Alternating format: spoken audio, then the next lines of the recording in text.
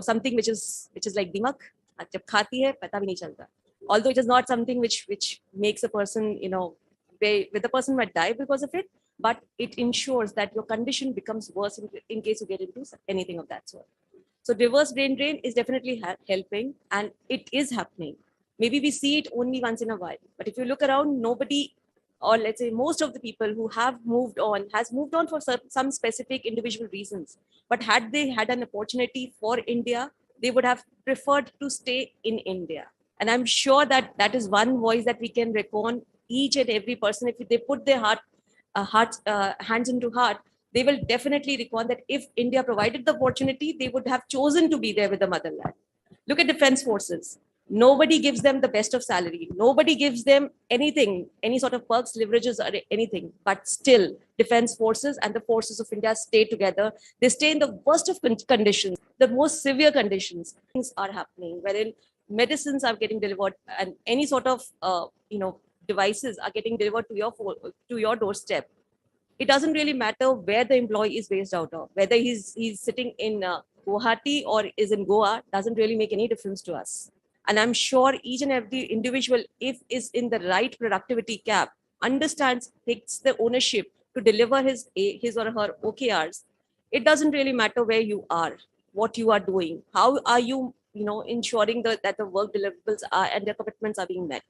The company will definitely stand by and honor it. And that will ensure not only the brain drain not happening, but will also give opportunities and entrepreneurs from the youth to come over and take the center stage. Now, you have touched upon something which is talking about the defense personnel. Now, I normally put doctors also in the same category because they also provide the service. And at one point of time, we used to say that the doctor is similar to God. But on the other hand, if I read the recent news and the inhumane conduct of their family times, in case of anything going wrong, and kind of doctors coming to that range.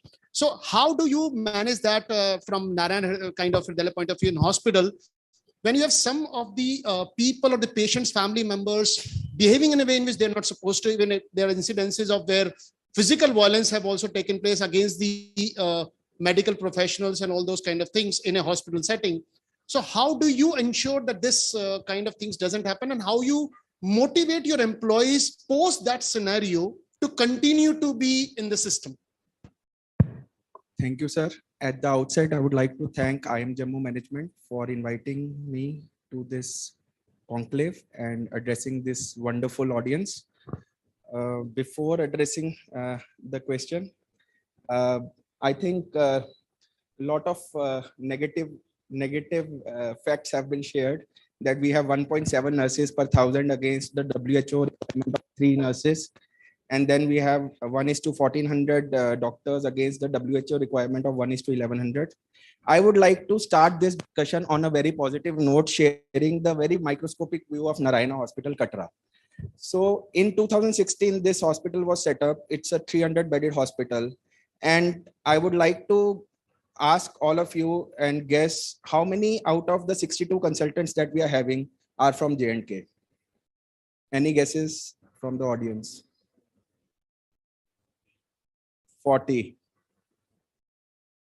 The number is astonishing, 60. Out of 62 doctors that we have, 60 doctors are from J&K, and these are not the doctors who have grown up in J&K. They have all moved from the best places in the world. They have served at Medanta, Gurgaon, BLK, Fortis, Max, all the good hospitals in India and abroad, and relocated back to Katra. Second data point I would like to share is we have 250 nurses. Out of them, 125 nurses are from J&K, and 175 across the India, from Tamil Nadu, West Bengal, etc.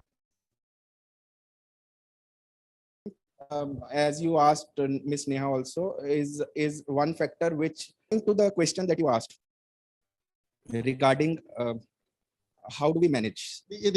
At times there are incidences where because of any, because normally what happens is, if I have somebody of my relative or some family member not well and something bad happens, there are incidences which are reported, and that's something which is which worries me, because I have some family members who are in the medical profession, and I at times feel worried that what will. So how do you manage if something like that happens? I have doubts whether that will happen in Vedanta. Although, sorry, Narayan Hridayalaya at point of. Though it has not happened, I will share one incident where it has happened and how we have tackled it. But before that, basically we are transparent in our working. So we have investment from Shrine Board, and we are not pressurizing any doctor to increase the revenue, which is a common practice in healthcare. So no doctor is pressurized to increase the revenue. So every doctor has given the free hand to decide which kind of treatment they want to pursue. Secondly, we are very transparent, and we train our staff on one program which is relevant in this context is LEAP. LEAP is listen, empathize, apologize, and problem solve. So any patient getting angry, these are the steps you have to follow. You have to listen to the patient. You have to empathize with him. You have to apologize for whatever wrong has happened, and then problem solve. Whatever problem has occurred, you have to problem solve. So this is the approach with which we try to solve the problem at the bed floor level only, and the problems don't get escalated to the extremes that you are talking of. One recent incident had happened some 6 months back, wherein one patient had taken a video, YouTube video, and made it viral against a doctor. And though the doctor was ethical in his approach, but it was he was defamed for following a wrong practice. And we have gone to the court, and now we have got the order against that particular person who has defamed, and he has come to apologize. He has written a verbal apology, and we are accepting it and giving him a clean chit. So that is how we have handled a case. So if I look at your point of view, is you're bringing hospitality and healthcare together. That's what you're talking about. That we are not looking at healthcare as a healthcare domain, but we have to bring in what hospitality and healthcare has to go hand in hand. That is what private hospitals or that started as a concept in India. Like if I talk about, I belong to NCR, Apollo was the first hospital which we came, and when we visited that hospital, we used to think like, is it a hospital? And the feeling was when you enter over there, that's more like a hotel. Now, there is one more thing which I would like to come to Pradeep ji about, that is, in India, I'm touching about something which is maybe a problem for a healthcare institution's point of view, is so-called Ramdev Baba.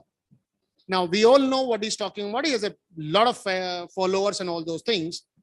His approach and his public outcry against allopathy and the modern medicine, that is what he doesn't stop at any point of time. He tries to say it. Now, going by that kind of followership, because these people go for healthcare kind of to the hospitals and all those kind of systems. But because of his fan following and all those things, how do you think so that keeping that kind of a mindset in India for the so-called Babas, I normally call that way, but whether I'm not a follower or anything for that, but that is some, because I've seen that happening in my family also, people shifting to Patanjali and all those things, despite knowing, and if you're talking about literate class right now, not an illiterate one, many of the products are not approved by or have FDA approvals and all those kind of things, but still that blind following is so much that that is shifting them from the real medicine being done. Because when you talk about a drug being administered on an individual, it goes through the proper drug discovery process. It may be gone through 8 or 10 years of trials. It is in vitro, in vivo, and all those trials. Then you have rodent trials, then you go to human trials, multi-location, then a drug comes out. In that kind of a mindset, going by Indian population or the following, how do you see the healthcare space moving forward? Keeping in mind that Ramdev is not the only one, we might have another one, or a complete channel might come up in future. So good afternoon, everyone. And before I start anything, I think we should give a standing ovation to Indian pharmaceutical sector or Indian healthcare sector. Please stand up and give a round of applause. You're doing my job to make sure that they're not sleeping.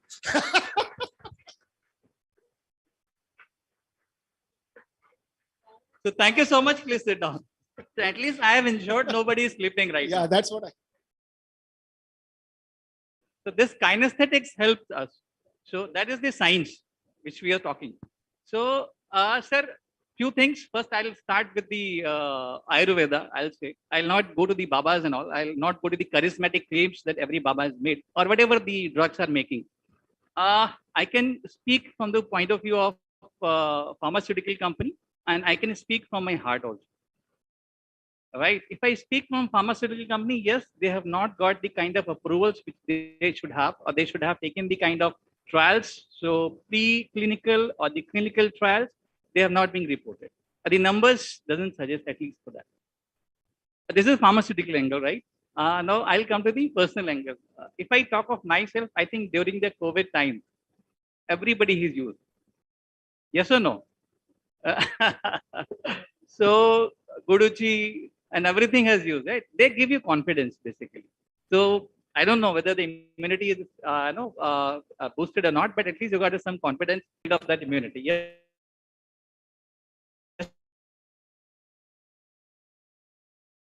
Rest assured, Ayurvedic by efficacy, safety, compliance of your drug. So in that case, Ayurveda is good in, let's say for safety standards and the compliance. But compliance is poor because the taste is very bad, right? They are not comes in any fancy packaging and everything. So there they lose out. But yes, in certain things they are really good. Where allopathy doesn't have the replies of this thing. So some chronic this thing have been cured by Ayurveda. There's no doubt. And speaking from my heart, we are proud of Indian Ayurveda. So this is my version of this, right? So this is not a challenge, sir, because if you ask how many people are sitting here, around 100. So God forbid if any acute cardiac, let's say myocardial infarction or the heart attack comes to anyone or anyone's family members, will you like to go to Ayurvedic doctor or allopathic doctor? I think this answers the question. Yes or no? In acute condition, you always look for the allopathy, right? Where you have a luxury of buying or purchasing time, you can go for Ayurveda. And they're also good. They at least give us the mental kind of the thing. But certain drugs which we are using from ages, they are good. But we should know how to use them. And the compliance is pathetic. The compliance should be improved. Like all about the Kada is good.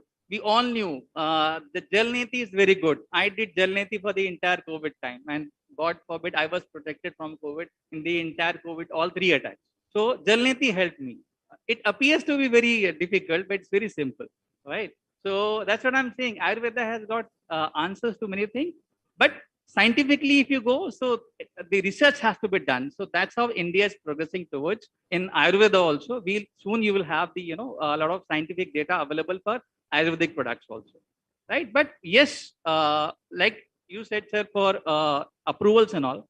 So, like if you want to sell any drugs in India, let me inform you. So Indian FDA is sufficient, but doctor looks for US FDA approval. Doctor looks for European approval. It's not which declares the safety. India is as capable as those countries are, but we go for those approvals. Why? Because we have this something which is approved in the USA has to be very safe, but it's not the case. Anything which is approved in India is as safe which has been approved in this thing. This question was for someone, but I still like to answer for this brain drain. You allow? Yeah. So being a recruiter, I'll give you some suggestions. Please remember this for your life. Always follow RSS, not the Rashtriya. What to say? Right. So RSS is respect or recognition. S is satisfaction.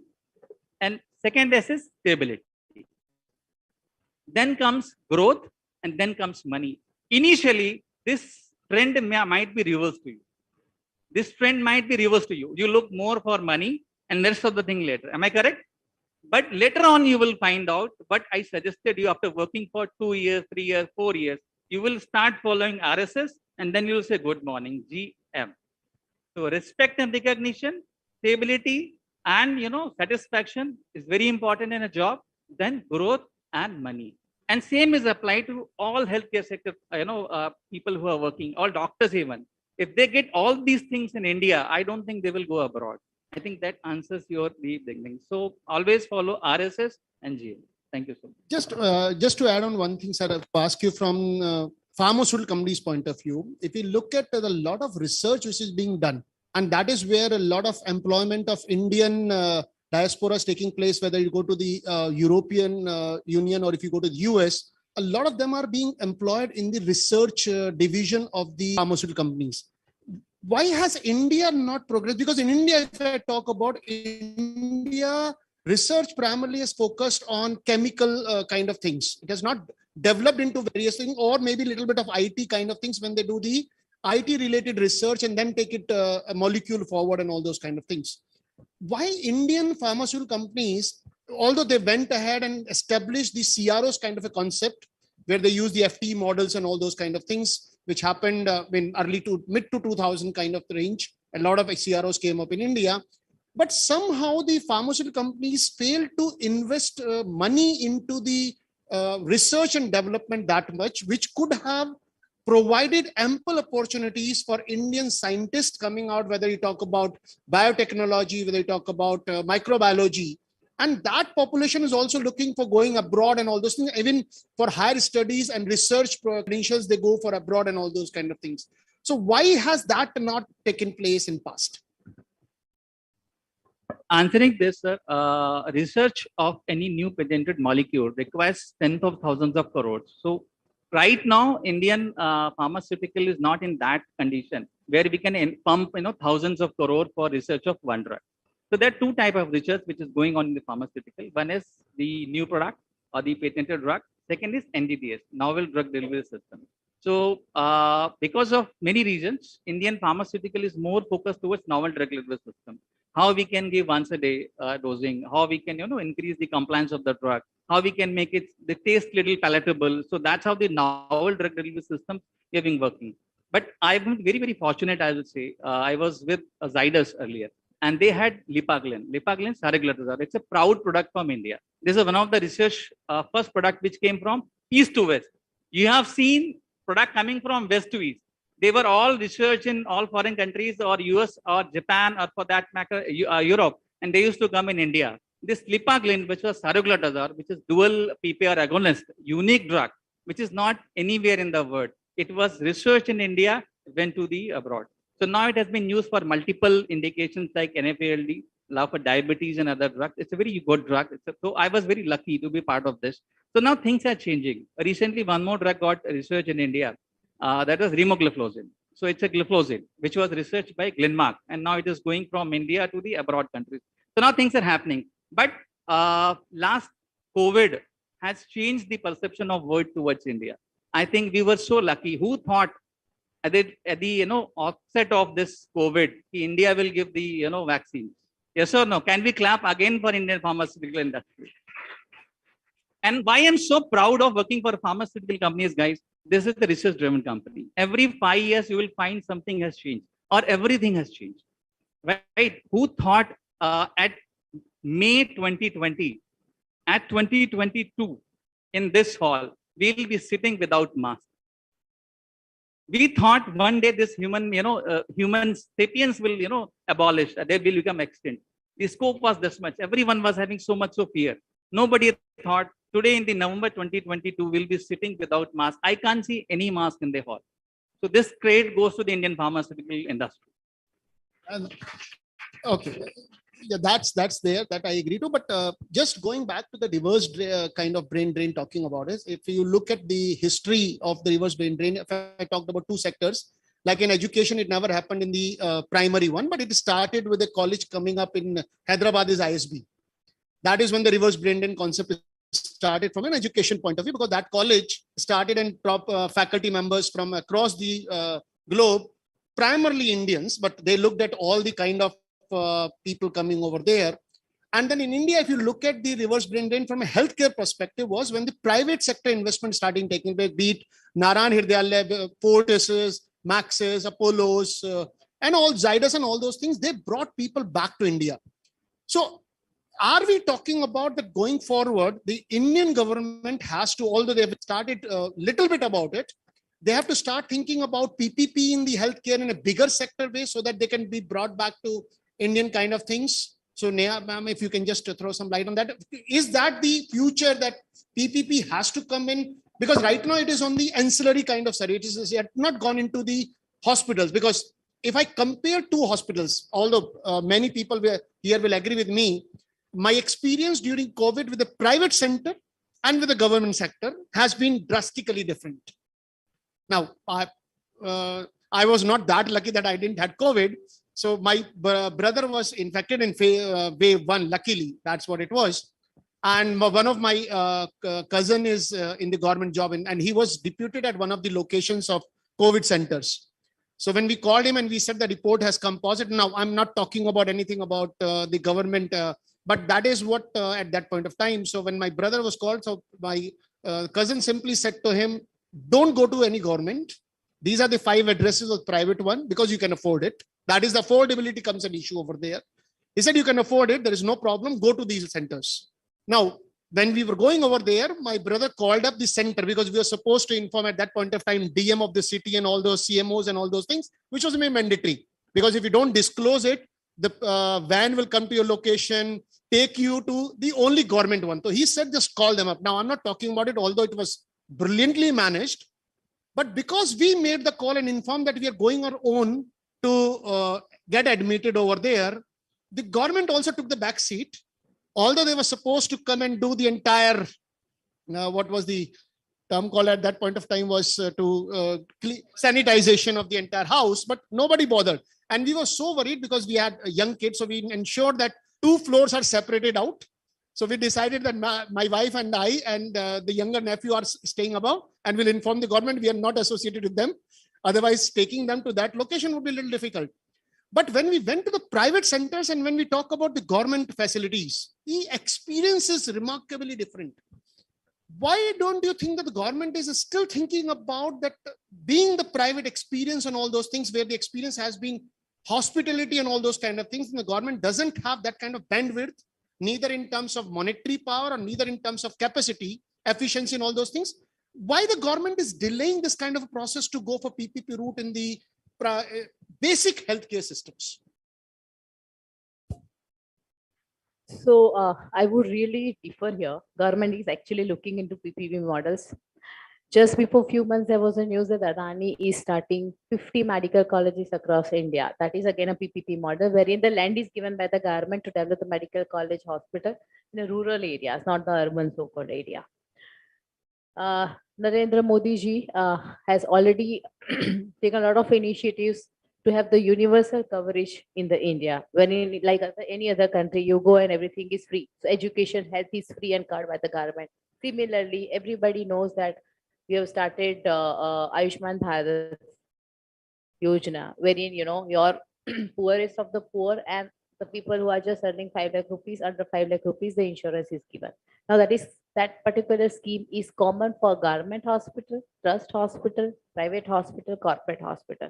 So if any patient coming to the government hospital or the corporate hospital, the pay package, all the credit limit, everything same, everything remains same.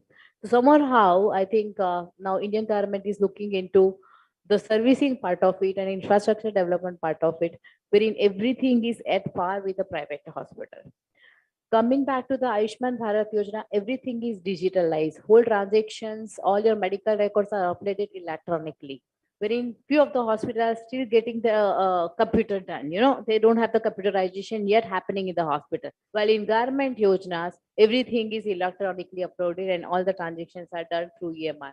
So a lot of initiatives are being taken by the government. Since we are in the healthcare, we actually come across a lot of data, a lot of initiative, a lot of scheme. Every now and then something or other is getting up. And all the dimensions, all the disease, all the specialties, everything is covered under ABPM. I think if 70% of the population is covered under ABPM, I think we are going to have the greater benefits. And I think that had come after COVID. Yes, your answer to your question about the COVID disparity, corporate and private hospital looked at the COVID as an opportunity for the revenue increase, nothing else. The system were followed for the COVID protocols from the ICMR guidelines was so same. Even if you admit your patient to government hospital or corporate hospital, the protocol, the treatment protocol is going to be same as per the ICMR guideline. Nothing changes. Only thing is the services are different, which is like if you go to the 5-star hotel and the 3-star hotel, you get the additional facility. That is something which corporate hospital has done it. Otherwise, the treatment and COVID management per se, everything remains same. And yes, we in India are lagging behind with the health infrastructure, wherein our budget is hardly less than 3% of the GDP. Yeah, so that is going to increase gradually. So I see the rosy picture going ahead. I think a lot of students are here for the healthcare management, and you are going to see the better healthcare in India in next 1 decade. Thank you. That's agreed. What you talked about is from the green field coming up. But there is a very basic concept which they're using it for road infrastructure, monetization of the assets. Yeah, they're doing it a lot for the road infrastructure, even for the ports and all those kind of things. Even if you look at the government hospitals, the infrastructure is ready. It is just to be managed through a PPP model which can deliver the results. So in will government hospital also, few of the take care of the private players. Imaging centers is the passenger, and they take care of it. So yes, they have a lot of corpus available. You know, your fund is there in the bank, a lot of equipments are there in the basement store lying and not utilizing. That is a poor condition of government. They have lot of fund available, but still there is no talent, and I would say the lack of professionalism is there to monitor and having the best used of the resources. So I think yes, they are look a lot of in Ahmedabad also in civil hospital there are super specialty hospitals being managed with the private management. So they outsource that particular. That is limited examples of. Yeah. So yeah. So state to state condition differs. Yeah. You wanted to add something? Recently, I was in a hospital, right? It's a good corporate hospital. I could see 1 BHK rooms for the patient, 2 BHK rooms for the patient. I could see suite for the patient. That's what I said. No, hospitality entry into the healthcare sector. So things are changing actually, and things are changing, and corporates are pumping a lot of money. So I can name few of the corporates. They are going to invest hugely. Like I can say Zydus, I was working for 7 years. They are going to open 50 hospitals. So all the your hospital management students, you should be happy about it. You have a better future. You have better prospects. You want to add something on that? Yeah. So things are changing in India. Second, sir, as I said in government, only one thing which I said, stability is boon for you to choose a job. Sometimes it becomes curse to a service provider. Why? Because if I know my job is secured, yes or no, why it is not improving in government setup? Why it is so good in the private hospitals? Because they know you are going to appraise, you are going to be monitored, you are going to be evaluated after some time. But in government, once you get a job, yes. So that is the thing is there. Only thing is there is a intervention of corporates, or there's an intervention of, as you said, PPP. This can help improve the system. That's what I want. I think I would love for you to have to be there in the hospitals which are there in the metro cities, be it a Medanta or a Max or a Modi. Doesn't make any difference. These are definitely catering to the world-class treatments that we are talking about. So while all of this is there, I think we need to again appreciate all the Babas of the world. They've created empires which we could never do it. He's an Indian at the end of the day. He's created an Indian company. All products are made in India. And there are huge followers. And I'm sure all of you know what is the empire he's created. The Patanjali brand today is how many crores? Any? Guys, you are student, and at this stage and age, you really need to be on top of your numbers in terms of where the companies are going. While all the criticism, yet look at the ability that the man had of creating yoga, which was an ancient form, all forgotten, bringing it to the center stage, not only for India, but to the world. Today, our Prime Minister went ahead to talk about it, and the entire US followed about having an international yoga day. Who was the creator? Baba Ramdev. So huge respect to him, while I do not follow any of his products. No, the word belongs to the marketeers right now, I can say that. Going by what is happening in the political space also at times. So, just to kind of touch upon one simple point of in terms of how many people in India can really afford the hospitality-driven healthcare system. Because I don't put primarily, don't take it in a kind of a different notation, but if I talk about the Narayana Hridayalaya's, or but not that much, but Medantas and Apollos and Fortis and all those things, how many, because it's still in India, the penetration of healthcare insurance, or for that matter, general insurance, is very low. And nobody is talking about it, because right now, if I look at it, even in terms of COVID, people were exposed because they were not bothered about having the healthcare insurance. The out of pocket, now I'll quote a very simple example. Now, that is where you talked about, which you touched upon in a very well. The private hospital looked at as an opportunity creation. And if you walk in as a person and say that you have a healthcare insurance, the treatment is different. And if you enter into without, and the bill is also different. That's what I was about to say. The bill is also different. The bill is also different. Billing, it is your choice. No, I'll tell you, if you're going for a healthcare with a healthcare insurance, your bill will not fluctuate more than about maybe about 2 lakhs high side. And if you walk in with the without insurance, I've seen people paying 25 lakhs for the similar kind of stay, maybe a couple of days more. In that kind of an ethical, so-called ethical conduct by the healthcare systems, although I'm not discouraging the students to keep that in mind, but how can you feel that the private kind of, if we keep on developing all these private hospitals, they're only catering to a limited lot. Healthcare in India needs to be spread. Like education, we have spent too much money on the higher education. Where we need to put in money is the basic education. Same way in India, we don't need a kind of fortis and all those things. What we need is that each and every center, we might need to have maternity homes, which are still not there. If you go back to the rural areas, you still go to the concept of DISE over there, which is a very old concept, which we sitting in metro, we can't even think about right now, but that is a ground reality if you go over there. There are many people who are working on the grassroots level to overcome that kind of, whether NGOs and all those things. Shouldn't Indian government stop thinking? Now, I'm not saying it from a Adani point of view and all those things, but shouldn't Indian government has to rethink their priorities like Western world has done, that we need not to focus on the high-end class. We need to focus. Ayushman Bharat is a brilliant example of how you can reach to the masses. But healthcare has to reach to the masses is something which I feel where the Indian government is right now missing the bus. So if Arvind can point about that one is how we can think of reaching, like right now what you're doing is a brilliant one. I don't think so. Keeping it from any high-end model, the Katra could be a space where they'll think about setting up a hospital. It is definitely with the Shrine Board coming together and creating a model, right, is something which comes up. So isn't that the need of the hour? Pan-Indian, the government has to take up the leap forward and give those assets which they've already created to private players to come and manage and provide world-class kind of healthcare over there? I think, Dr. Ashish, you are bang on the target, bang on the solution. Right now, what we have observed is, though NH is running around 22 hospitals all across India singly, but this hospital has grown like anything because of the investment of Shrine Board and the operational know-how of Narayana Health, which has become a landmark in J&K, and only corporate. It is the only corporate hospital to have the Ayushman facility. Every citizen in J&K is entitled to 5 lakh rupees of insurance, and 80% of our patients are Ayushman, government, CGHS, CCHS. So we are not profit oriented for this particular setup.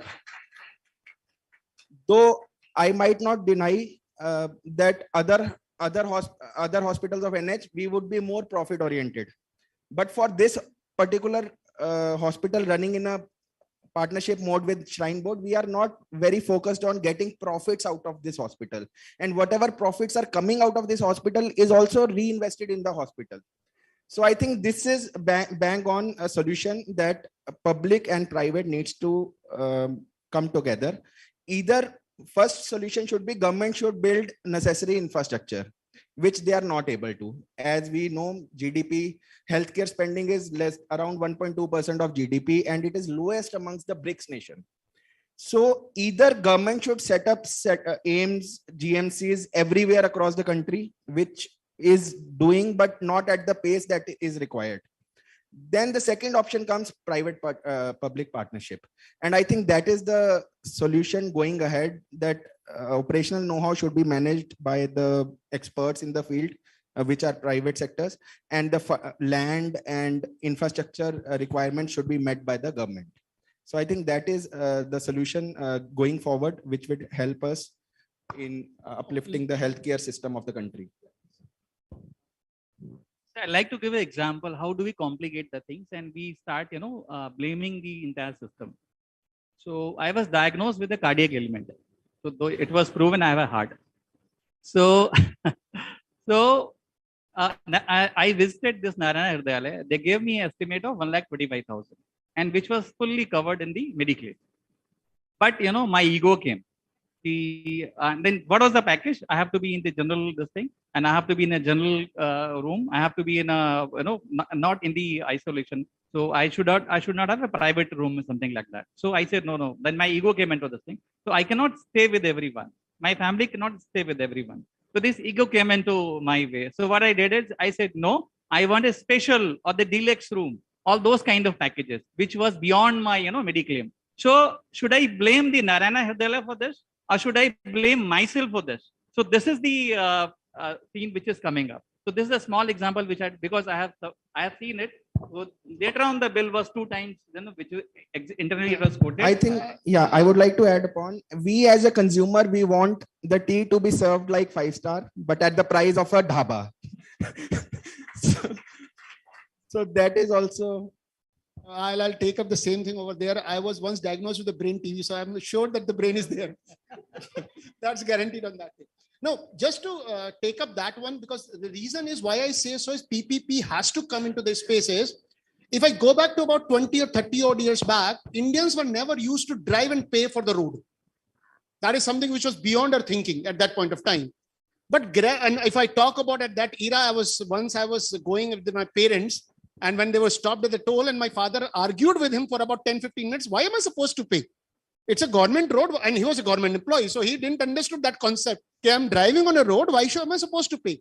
But if I talk to the same person now, my father now, when he drives on the Delhi Meerut Expressway, because my village is over there, he doesn't even bother about it that, okay, I have to supposed to pay, because the infrastructure has gone into that kind of evolution or that kind of development has taken place that I don't mind paying over there, because the time I save and the fuel I save and that everything, that exertion is less and all those kind of things. Same way, initially when we talk about, definitely that is bound to come, that when you start looking at a private government hospital with a name of Adani, or for that matter, anybody private coming, people will run away from it because they'll start thinking it's become costlier now. Can I afford it? But the moment they start experiencing, so that is where the government or at a lower level, at panchayat level and all those things, they have to create awareness campaigns and all those kind of things, and then gradually transfer it to maybe a private system. That is what has to be the need of the hour, because going forward, government cannot keep on investing that much money. Government doesn't have the neither the monetary power, neither the bandwidth to go into that domain. So that is something which maybe all of us agree that is what the future would be and all those kind of things. But if I talk about, sir, from the wellness point of view, like healthcare is one domain. When we talk about that, we fell ill and then go over there. Wellness as a concept is becoming very much kind of acceptable. And you'll not believe me, my nephew's talking about that I want to go to these kind of things. So they're becoming aware of wellness and all those kind of things. Although it could be because he wants to take a break from the studies and all those kind of things. That could be another reason. But they start talking about that thing, that wellness is an issue, or wellness is something which they have started talking about it. So how do you see that wellness domain growing, and what kind of opportunities might come up in that space, and how we can see reverse brain drain happening in that domain going forward? Thanks for giving me this question. Like, prevention is better than cure is what we have heard since childhood.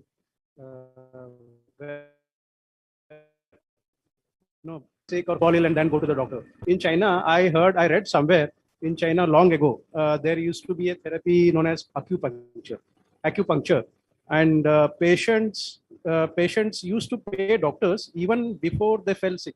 It's just like monthly EMIs. They are paying some good doctors. They were long ago, and doctor was supposed to ensure his patient doesn't, doctor is supposed to pay them. That was the kind of arrangement. So doctor has to ensure that his patient doesn't fall ill at all. So similar, something has to come up, something like that. So if we talk about wellness industry in India, it is picking up. A lot of corporates, big companies and MNCs, like with in PPP model or a standalone model, they are investing in wellness and setting up wellness chains as well as standalone centers like Jindal. You might have heard about Jindal Group has set up a very big wellness center in Bangalore, near Bangalore, in the outskirts of Bangalore. And similarly, there are a lot of de-addiction centers and elderly care centers. Is just for elders who can go and stay there, especially whose children are abroad or they are not working in India. They can stay. And organizations like Jindal, who have set up very big chain of wellness centers, are an encouragement to other competitors in the industry. Even I have heard Max has come up with a similar center in Dehradun. In Dehradun, they have built a very big center which is assisted living for elderly. Elders, once they retire or once they feel it is time to go back and relax or have a personal time, it is a 5-star facility again. It is not a question of affordability or what. It is a question of choice. You can choose to go and live your life in such a facility. So wellness is, again, you have to invest. Like insurance, you were talking about out of pocket and insurance. In US, I have seen when I was there, every patient is covered by insurance. No one is out of pocket. You can see the incidence, 95 to 99% of population is fully covered. And if someone is out of pocket, then just don't imagine you can't go to hospital. That is how the scenario is in the US. But yes, they did not plan it. One of the largest investment, the US investment, is in healthcare as compared to defense. Maybe defense equal to defense or equal to education comes next. So similar thing might happen in India with PPP model coming in, with the incidence of healthcare insurance. That might happen. Now insurance, I have seen some insurance companies are also covering your wellness. So you can buy such packages. We can buy such packages where it is assured that you are not going to fall ill, or your chronic diseases or hereditary diseases like hypertension and diabetes could be avoided. Such measures could be taken care of even by the time you become 40 or 50. By the time it attacks you, it is ensured that you come out of it. There is something known as reversing the disease. The technology, even it is backed by technology. There are some companies who are backed by who are working on AI, artificial intelligence, and other things, which is a chip based, which is inserted in your body and remotely monitored. Still, trials are going on, but yes, that could be one of the potential areas. Sir, I don't think so. Arvind sir will agree with your condition that the doctor should be liable in case anything goes bad. So that will put up another burden on the healthcare professionals that what to provide. Now, you've talked about something which India became at times very famous for, was medical tourism.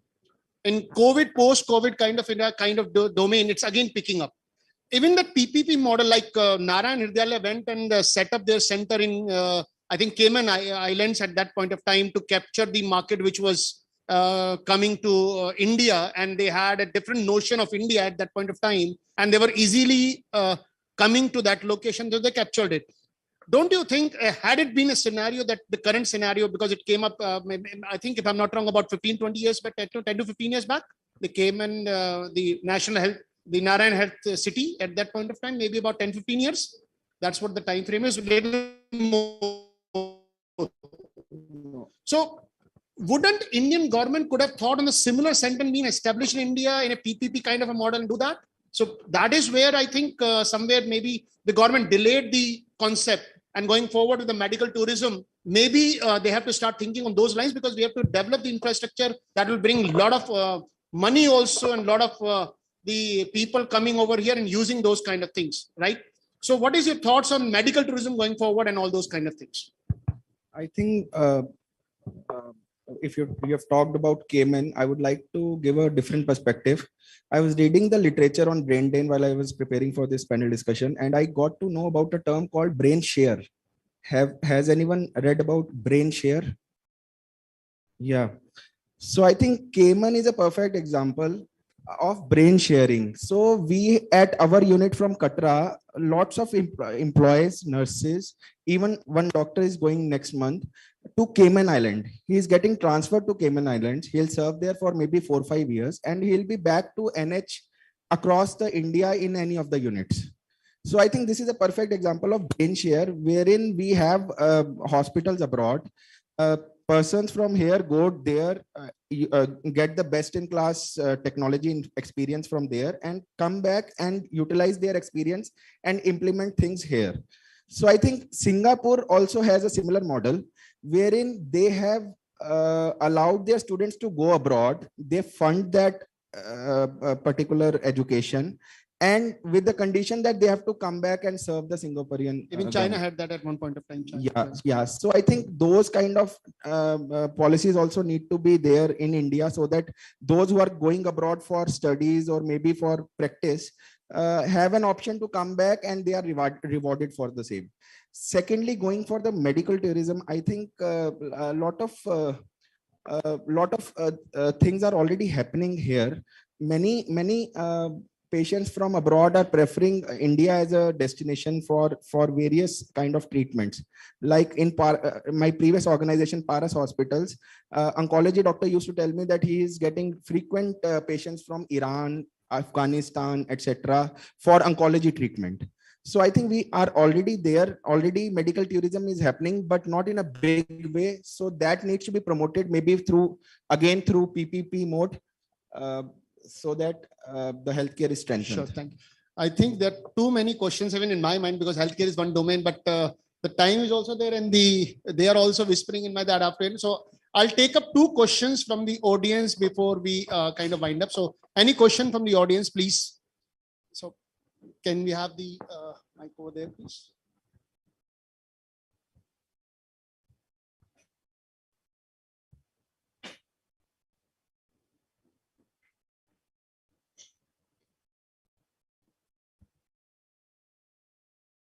If it's a general question, otherwise we want to address to somebody, please say that also. No, sir, it's a general question. Thank you all for the insightful session, especially Neha ma'am for wishing us on Men's Day. My question was regarding the divide, the bridge between the general masses and the hospitals and the hospital institutions, especially in the rural masses. If we draw a line, on one side, the medical institutes are overburdened. The doctors, the medical personnel, staff, nurses, they are really overburdened as we are less in numbers in India. And on the other side, the rural masses have developed an image of these institutes, medical institutes, as of money looters, or an image has been created. So I think the responsibility of this lies on the shoulders of the management. So what do you guys see in the near future? How can we as management students close the bridge between the differences? He's trying to buy an insurance going forward. So the hospital part, I think will be answered by the people from hospital. Let me tell you a straight fact. Indian medicines are cheapest in the world. Indian medicines are cheapest in the world. The simple, amoxiclav which you get in India for 21 rupees, you can get the same in 2100 rupees in US or UK. So you should be thankful that you are living in India and Indian medicine the cheapest in the world. Yes. So I think this bridge from this pharmaceutical company point of view is clear, and everyday research is going on. Why you said, sir, why India research is not going for the patented drug? We are fighting for the economical part, the affordability part for Indian patients. So if you see any Indian research, it will definitely speak of affordability for the patient. Any Indian drug will have affordability as the first, first criteria, right? So pharmaceutical company, day and day I was working for, the affordability part. So paracetamol or any drug, I don't know you have used Viagra or not. You know what? You check the international price of Viagra, the price of Viagra in India. you'll get the answer what I'm talking of. And the hospital part, I think somebody from hospital can answer.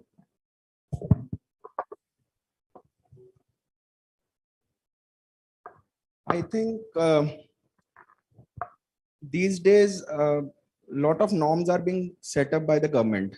If you look back, stent prices were not capped initially, and they were hospital could charge anything from 1 lakh, 2 lakh, 3 lakh. Now it is capped. Similarly, all other medicines regulations are coming in. Everything is being capped, and new norms are being put up so that unethical practices are checked and are not encouraged. So I think going forward, I think this government has taken a lot of stringent actions against the hospitals. Also during COVID times, many hospitals have received the notices as to why you have overcharged. Right. So the hospitals also now have a fear that they cannot overcharge because they will get a letter from district administration. So I was in Panchkula during last year when the COVID second wave was there. So then a lot of hospitals there were asked as to why this particular patient has been overcharged. There have been a series of notices issued, and there were penalties imposed on them. So I think with these stringent measures coming into by the government, I think the mindset will change, and also the management. It depends on the management also how you want to run a hospital. Is it just the profit that you're looking for? And that goes through word of mouth, and I think that's how a patient decide which hospital to go for. One thing I like to speak. Some words are being used for looters and all. So I like to. I just like to clarify. I don't buy that point. Buy that word. I'll buy that point. This discussion was happening. I am into a lot of doctors group. A lot of my colleagues are doctors. So I am in a group where 250 doctors are there. So recently one incident happened in Rajasthan. So the FIR was lodged against this lady, and it was blamed that because of negligence of the doctor, the patient has died. And it was a serious FIR, and the government put that into the all 302 and 307s and all. So the lady also committed suicide because of that. So this was a heated discussion which was going on this thing, why this brain drain is happening. So this was another reason. All doctors said in other countries, it would have been, the medico-legal case and all, we would have been very safe. So the problem is in India, rest assured, no doctor wants to kill the patient. They put their heart and soul out to save a patient. Only thing is they are not God. And that I think this is the genesis of all the problem. Listen to me carefully. This is the genesis of all the problem. Doctors are God. They are not. They are human beings like us. They also can make mistakes. Then the inhuman treatment comes later on. So they are also human beings. So inhuman treatment should not happen. First, there should be human treatment. They are not gods. They put their heart and soul out to save the patient. The patient not saved. It cannot be that the patient's relatives will always be agitated. They have lost someone. So it has to be sympathy and empathy. But it is not always doctor's fault. There are certain things which are beyond control. That's what. So this is the way I wanted to answer. Yes. I just want to answer your one point about the rural and urban healthcare infrastructure and the optimum utilization of resources. So as a healthcare management professional, I think the resources are in place. I think we as a India has to look for more opportunities. We have a lot of opportunities in healthcare wherein Ayushman Bharat Yojana has come, and that has got a mission to cover 80% of the population. So think about those patients. Those patients were actually going to the rural hospital or primary health center. They were not having good and quality access to the good medical college hospital or private hospital. But now, thanks to the government, that ABPM card is available. You can get it easily. You can access the quality care at no cost, which has been initiated since few years. So I think the things are really improving, be it urban or be it rural. That's all. Thank you. I'll take one more question. That's it. Yeah. Hello. Sir, my question is regarding to digitalization of healthcare. Like government is now putting a lot of efforts in terms of digitalization into the healthcare system. But I think there are some data in 2020 due to the COVID, the digitalization happened, and there is a significant growth in the digitalization of healthcare.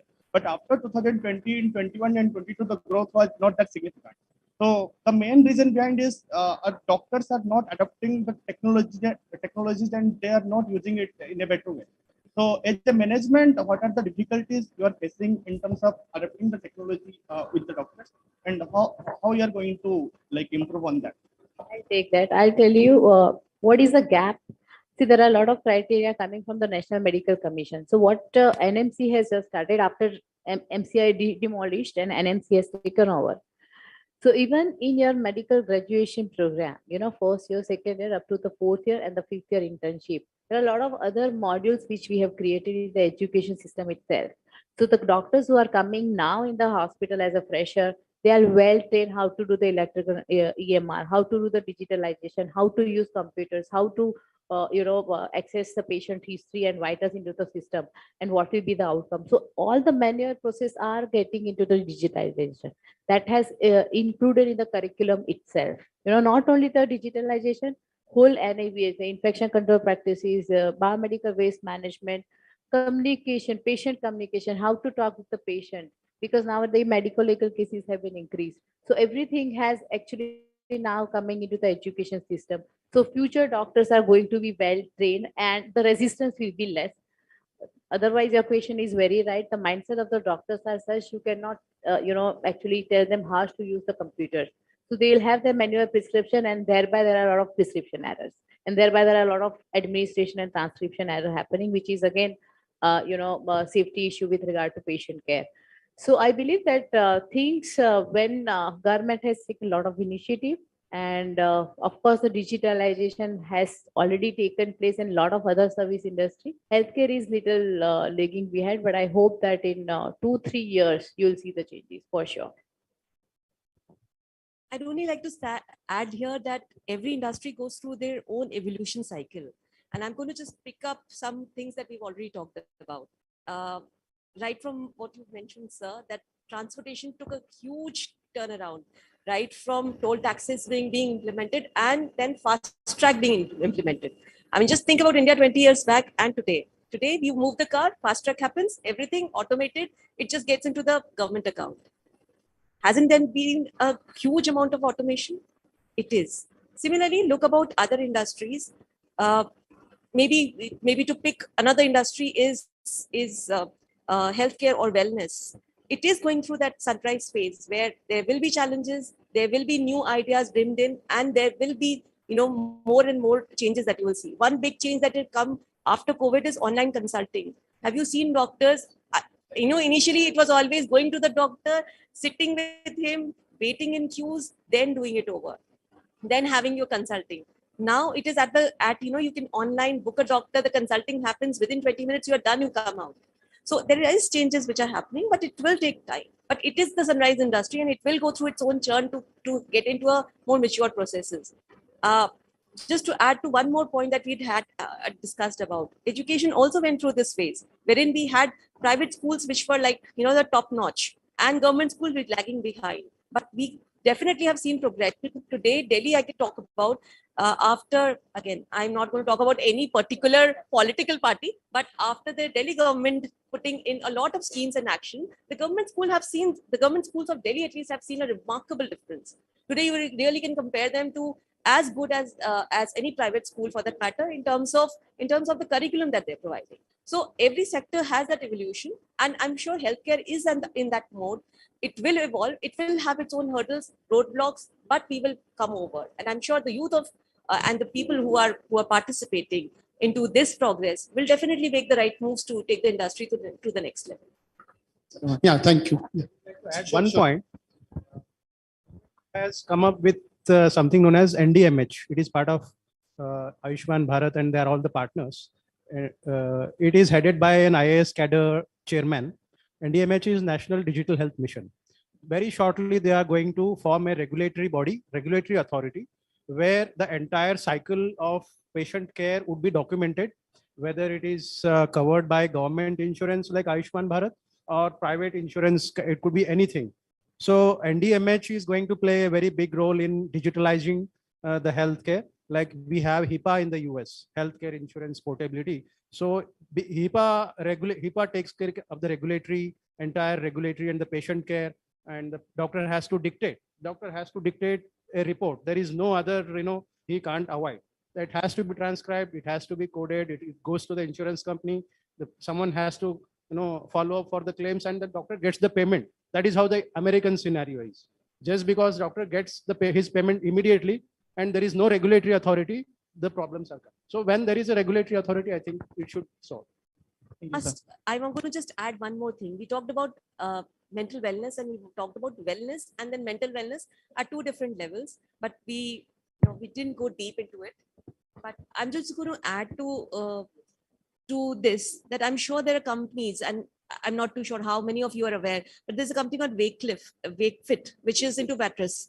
And you know what unique things they're doing in terms of the HR processes? They're giving a nap time to their employees. So think about a company investing on your sleep, on your mental wellness, so that your productivity really multifolds. They're in those productive office hours. You are given a nap time of 45 minutes, go rest. There are mattresses which are lying there because it's a mattress company. It has promoted it through its own internal employees. So there are so many things which are happening, and these are going to be change breakers in terms of how wellness is perceived today in the corporate world. Look at the smiles at their faces with the nap time. Even the similar company, they even provide the mattresses as a free of cost. You use it completely for a month, experience it, and then if you do not like, just return it. That is also one of the USPs they've done. Sir, one thing I like to say, this online consulting, right? 60 to 70% cases, you don't actually require a doctor visit. But still, there's something which is touch and feel, which you'll always prefer. Right. So if I ask you whether you would like to do online consulting, you like to go to doctor, you still will say, I'd like to go to doctor because things have changed. At that time, you was not having any option. So why it is decreasing? Online consultation is decreasing. The reason is this. At that time, there was no other option. Still, I say you upload the reports. You don't require a doctor visit in all these cases, unless there is some surgery is required. You don't require a doctor's visit, but still you will go for that touch and feel and the kind words from the doctor. Right. So that's how it is. I think we are already overshooting the time and the talk is going on, so we can continue for the lively debate afterward. But I think they are looking at me and saying that you're already over time. So I'll try to kind of summarize it that if you look at from the healthcare future professionals thinking about it, the scene appears to be very good. Definitely going forward, healthcare right now, if we look at the current scenario, yes, there are challenges. We are helpful to overcome those kind of challenges. PPP is something which is started and which is the need of the hour going forward, which will generate a lot of employment opportunities, which might restrict the brain drain happening right now, which is there. Many of the private bodies or private players are entering the space, which will bring up the players. Digitization and all those kind of things are also happening, which will help the people to come back to the country, because nobody wants to leave the country per se because of the India is a social kind of fabric too strong, and being a human being is a social animal. We don't want to leave the roots and all those kind of things. It disturbs everything. So at times we feel, okay, if we can get an ample opportunity at a closer by location, we'll prefer that kind of thing. So definitely having JNK people, that much number is something which will be remarkable for Narayan Vidyalaya. And I'd like to thank you, thank the panel members for the lively debate, and thank the audience also for. Well, that was a truly thoughtful discussion. The insights beautifully put forth by our esteemed panelists have surely mapped the uncharted routes and given rise to new schools of thought. I'm sure our students gathered much more these deliberations. Yes, Ivanshi. And while I wish this discussion would go on forever, we are unfortunately bound by time constraints. We have learned so much in the time we have been here and gained a lot of insights on the theme. We would like to thank our panelists, Dr. Ashish, and also our audience for making it an enriching and enthusiastic discussion. We look forward to continuing beyond this event, the very stimulating and instructive exchange of ideas that we had today. Thank you. Thank you.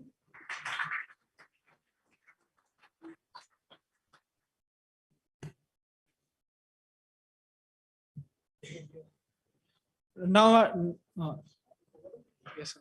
Now I'd like now request Dr. Ashish to facilitate the guests.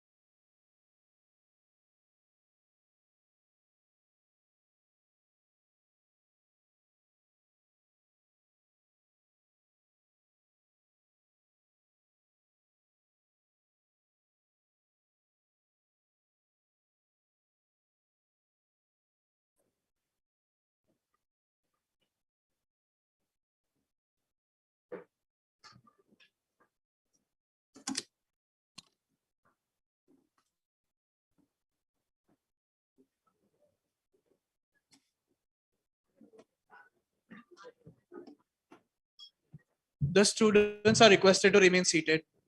Students are requested to remain seated.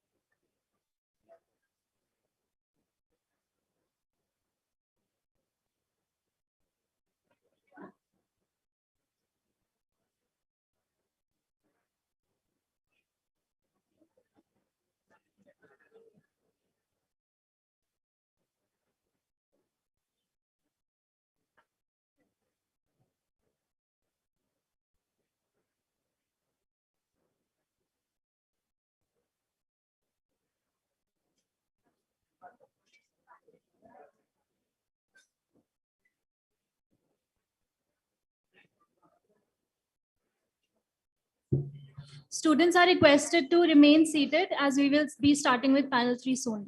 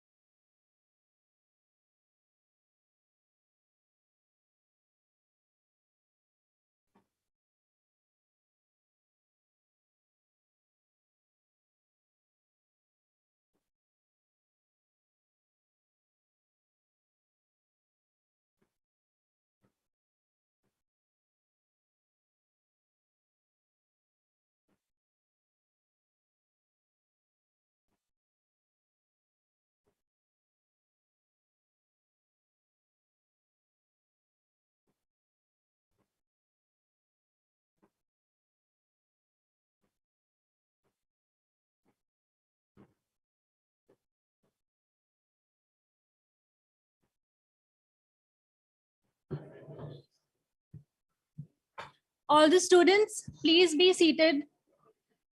Students standing near the doors, please be seated.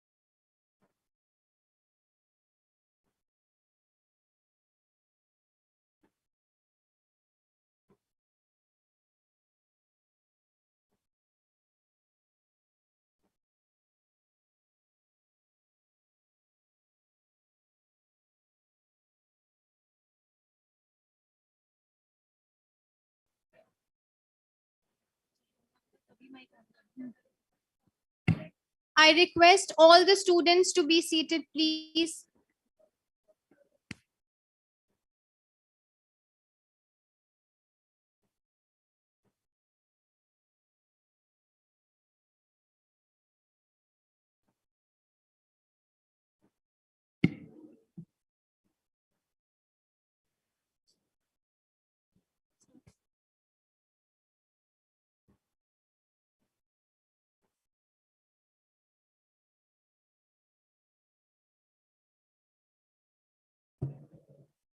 To be successful, a woman has to be much better at her job than a man, said by former Prime Minister of Israel, Golda Meir. 23 cents. 23 cents is what every man earns more than a woman per dollar for the same job. The gender pay gap is a persistent issue that has existed for a very long time worldwide.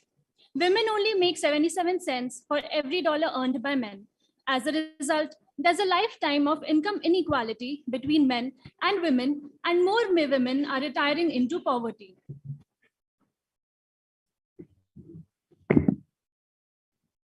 In the corporate world, significant steps have been taken to reduce the impact of this problem.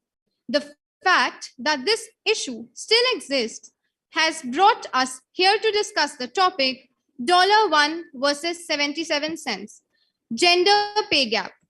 I, Chanpreet Kaur, and I, Surbhi Sahu, we are elated to host this eminent panel of 6 intellectual HR experts who will drive this discussion to map the uncharted routes. It is an honor to introduce them all.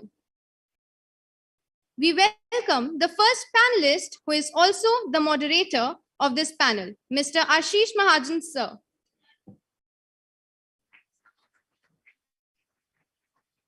He is a result-oriented professional with more than 18 years of experience in brand building, designing, and deploying talent acquisition strategies to meet talent growth needs, campus hiring, and many other fields.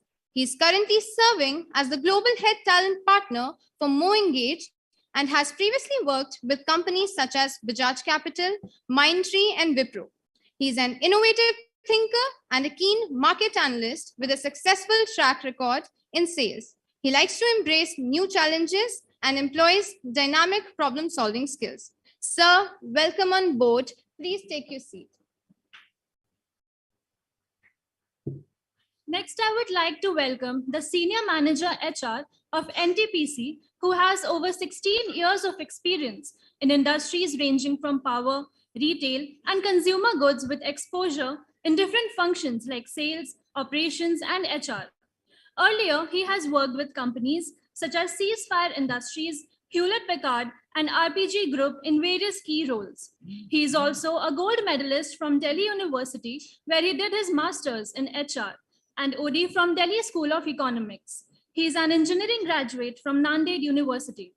Currently at NTPC Limited, he is responsible for learning and development, human resources development, performance management system, and employee engagement verticals in Eastern Region business units of NTPC, with several power plants generating 5 gigawatt of electricity, covering 2,000 employees. Virendra sir, it's an honor to host you today. Please join us on stage.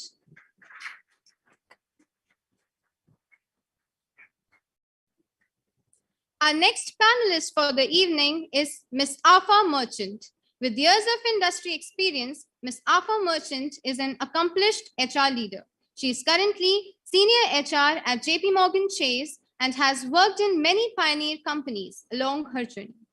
She has also 4+ years of experience in event management as a freelancer. She is a massive believer in inclusiveness and justice and considers psychology and law as her driving forces. Ma'am, please join us on stage.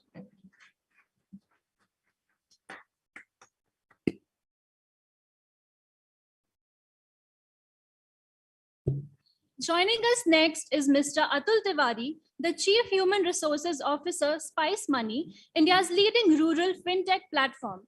He has over 15 years of qualitative experience across brands like Hexaware, IBM, People Strong, Puma Energy, PwC, and Oyo. He has always focused on implementing innovative talent management strategy and building a diverse workforce and employee-first culture at Spice Money, in order to achieve the shared objective of revolutionizing the way Bharat banks. He has implemented a people strategy that is focused on learning, engagement, and social cooperation. Atul sir, it's an honor to host you today. Please take your seat on stage.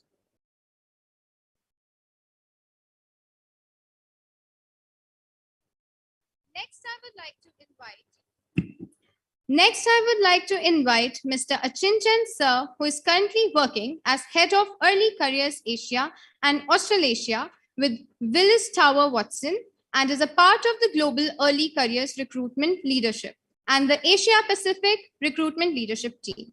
In his current role, he focuses on the talent strategy for 15 countries across the Asia and Australasia region. Prior to this, he has also worked for the United Kingdom and Ireland, Central and Eastern Europe, Middle East and Africa, and Latin American region to support the recruitment initiatives within WTW. Over the last few years, Achin Sir has been recognized continuously for his efforts and is a proud nominee of prestigious Chairman's Award, a recipient of Asia Pacific Achievement Award and various spot awards. Achin Sir, it is an honor to host you today. Please join us on stage.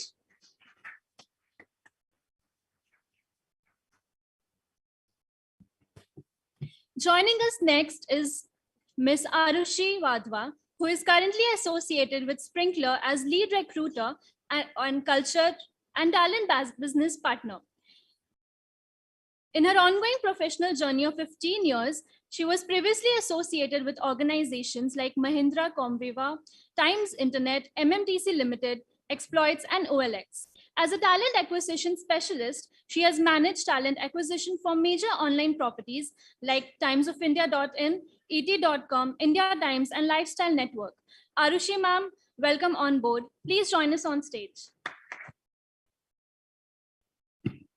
I now request Co-Chairperson Placements Officer Baljeet Sir to present the token of gratitude to our esteemed guests.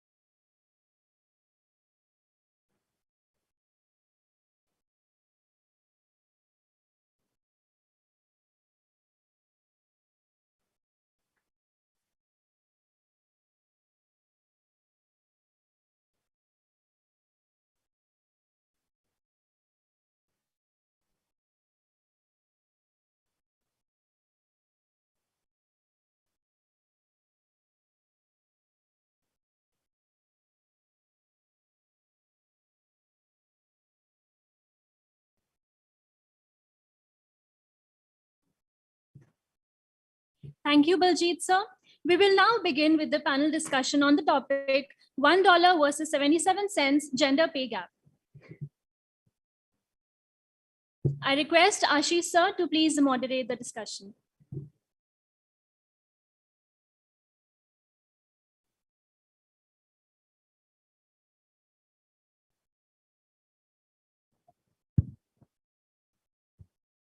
Good evening, everybody. In fact, yesterday I was told that in the afternoon that I have to moderate it, and when IIM Jammu approached me on this topic around a couple of weeks back, I was really excited because this is something which is really very close to my heart. Because anything which is coming to diversity, inclusion, I'm always ready to participate in that, because I think India as a country, we as an individual really have to do a lot to make sure that we are able to eliminate this so-called gender bias, which is a notion in our mind. I'm sure each one of you would have heard about World Economic Forum, and World Economic Forum every year conducts a survey which is in terms of gender parity index. This all started in 2007, and around 150 odd countries during that particular point of time participated in this, and India was around 96th in rank. But after 15 years, sitting in 2022, we are currently at 135th number. So there has been an increase in terms of gender parity. If you look at last year, 2020-21, we were at 141 out of 152 countries. Yes, we have done marginally better in terms of gender parity. But if you look at the overall inequality of income, out of these 146 countries, we are sitting at around 142nd. And the UN report talks about, in order to bridge this gap alone in India, we have to take more than 150 years to make sure that this inequality of income is able to come to a equilibrium level. And I guess by that time, even my grandchildren may not be alive. And thanks to pandemic, which happened in last 2 years, right? It has also been one of the major factors which has also drilled down to a next level of things, because of which a lot of women in the workforce were typically forced to leave because of some of the other reasons. And even because of this, the overall gender parity index has really made us to come to the last leg of the race, which really is very, very alarming. A country which was 96th in number in 2007 and now sitting at 135th is really alarming. And if I look at the way the economy is growing in India, right? We all are talking about recession in the Western world, but if you look at economy has been growing in India, and even if this economy is growing in India, there are definitely gonna be jobs, right? If there are gonna be jobs, then why this gender gap exists?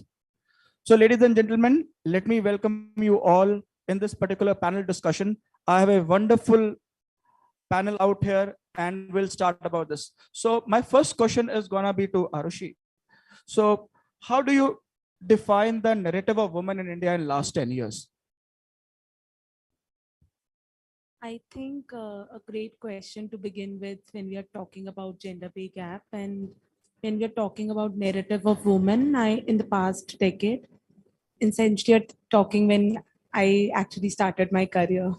So what I have seen in the transition as a woman is that initially people were not comfortable to step out of their home and pursue an entrepreneurial venture or a corporate journey per se.